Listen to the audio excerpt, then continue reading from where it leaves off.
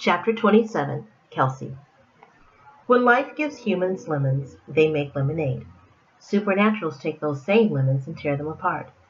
In my case, I call in someone else to get the job done. Aunt Lilith. No one would believe the tall, amber-colored woman sitting beside me is my aunt. She bears no resemblance to my mother, thanks to different sires. Dark hair and smoky gray eyes accent Mom's golden complexion, while Aunt Lilith has hair the color of honey and large eyes reminiscent of cognac. Aunt Lilith has always been the voice of reason in my life when I needed to discuss heavy issues. Let me make sure I understand what you're saying. Aunt Lilith sips her cup of tea. You got involved with a vampire. He bit you, and now you're part vampire? Close. He bit me and resurrected some ancient curse that made him crave my blood. The only way to make his hunger stop was to either kill me or turn me. So he turned you? Yes. It wasn't supposed to happen, according to the Reaper. Aunt Lilith's head rocks up.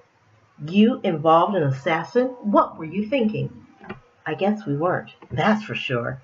His actions won't go unnoticed by his employer. She sets her cup down on the coffee table. What do you need from me? I sigh. I don't know what I need from anyone right now. Everything is screwed up. Mom's with the Najax. Cash doesn't. Serena is with the Najax? Again? Apparently, I run my hands through my hair, I'm the only one who doesn't know about their arrangement. She never wanted you to know. Aunt Lilith pats my shoulder. Don't worry about her. My sister knows how to deal with him. As long as she keeps him satisfied, nothing bad happens to her. Cash is welcome to stay with me if he doesn't want to be home alone. You're welcome too, if your vampire will allow it. It's not his permission that I need. Aunt Lilith frowns. Which vamp is giving you trouble? His mother. She hates me, and so does that ancient vampire that lives with them. What did he say to you? He called me a spoiled brat. My aunt stifles a laugh. What's so funny? Forgive me, niece, but he told the truth. What? My sister and my nephew have done an excellent job of coddling you. If they hadn't been so busy protecting you, you might have control of your powers by now. It was my hope that sending you to school with humans would make you stronger. Instead, you're a silly little brat, envious of things that only humans can have, like love. The doorbell rings before I can give my reply. I'll get it, Aunt Lilith offers. She opens the door, and I hear an exchange between her and Victor. Aunt Lilith closes the door and leads him into the living room. Kelsey, I'm going to find Cash. Send me a text and let me know where you'll be. If needed, I can come pick you up. Thanks. I watch her go out the front door. What's up, Victor? Why did you come back here? I'd had enough of your coven for one night. Beaumont said Ma had a word with you. Understatement. I lean against the sofa. I'm sorry. She overstepped her boundaries. But you won't have to face her anytime soon. We're not going back there. I look up at him. I guess you can stay here since Mom is with the Najax. He shakes his head. Go pack a bag. I'm taking you someplace else. Victor? Just do it, please. I huff and push myself off the sofa. Night has descended upon Falls Creek. Victor navigates his car through the winding roads leading into the hills. The landscape changes. Modest homes with small yards give way to large properties. He pulls onto a quiet street with a few scattered houses. We stop in front of a red brick Victorian with two porches, one of them on the side of the house. Where are we? I ask. Victor cuts the motor. I bought this place right after the coven settled here. Luke and my mother don't know about it. Why would you keep a house a secret? I like creating music. Always have. When I was human, I wanted to be a songwriter. Ma hated the idea back then, and she still does. So I told Beaumont I wanted a private place to create. He helped me find this house. Victor closes a Dutch mahogany door behind us. To our left is a staircase with a carved antique banister and railing. Polished hardwood floors stretch out before us and to the right. What do you think? He asks. I did most of the restoration myself. Oh, this is too much. A vampire who does home repairs? He laughs. I know, totally unheard of, right? I shrug. I guess we all need hobbies.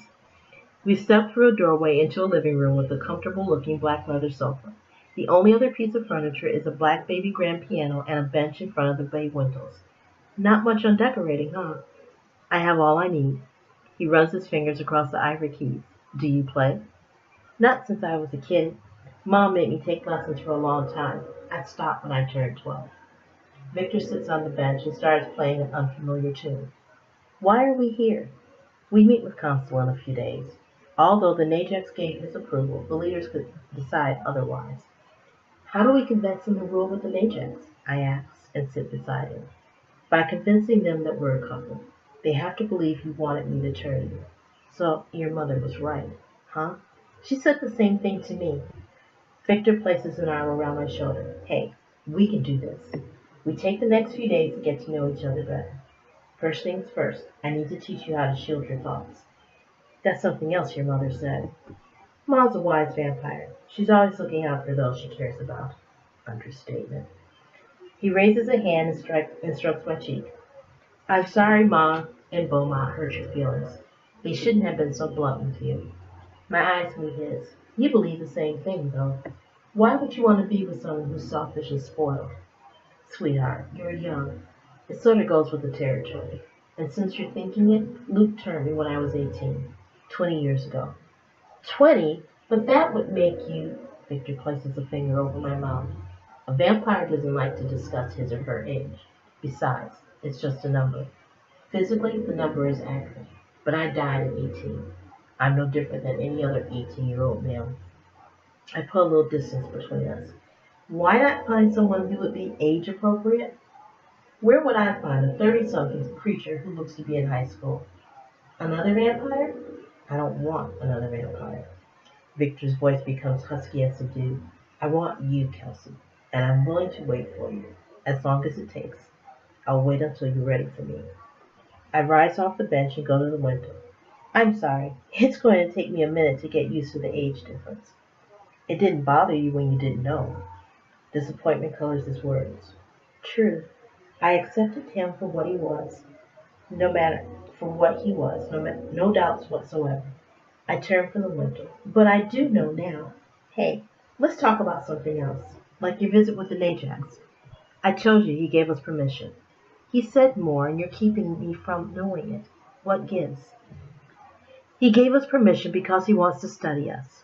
Well, that sounds creepy. What else did he say? The Najax wants to find a way to break the curse. I would say that's a good thing, but I have a feeling I'd be wrong. What's the catch? Victor starts toying with the piano keys again. If he finds a way, you have to honor your debt to his son. He expects you to give Colt an heir and leave it with them to raise. Crap! They'd use the unfit clause against me. Like Reggie's mother. Can the curse be undone? Beaumont doesn't think so. I'm not worried about it. Liar. I can sense your concern. Victor's eyes lift to mine, and his lips curl up. How about now? His thoughts are replaced with utter silence. I can't sense how he's feeling either. Darkness and cold surround me. What did you do? Something you need to learn. He goes over to the sofa and gestures for me to join him. I sit down and he continues. You asked about shields. I'm going to teach you how to do it. Ready? Wait, why are shields so important? Other than protecting your thoughts, you can direct them to only those who want to hear them. Any more questions? I don't think so. He smiles. Okay, let's begin. Just a minute ago, I asked you if you could still sense my concerns. Did you see or feel anything? Nothing. It was dark and cold. I wrapped a barrier around my thoughts. Think of it like an impenetrable wall. Like bricks? Try it and see what happens. Close your eyes and picture the wall you mentioned. I do as Victor says. I'm standing in a room surrounded by brick walls. Look closely at those bricks. How are they constructed? I can see slivers of light between each one. Those slivers can also let your thoughts out. You have to think of something completely solid in its construction. Okay, I need walls without openings. I think of a room made of pure steel, like a vault. Instead of a simple door, this one is made from granite. Not bad. Now maintain it, he whispers in my ear. His hot breath caresses my skin as his tongue leaves a wet trail down my neck. So not there. I'm listening. His voice vibrates against my skin. I draw a breathless sigh. How am I supposed to concentrate on the shield with you doing that? That's the whole point. When you put up your barrier, you should be able to do other things. even carry on a conversation without it shattering. His tongue leaves my skin and grazes my collarbone. I reconstruct the walls of the room.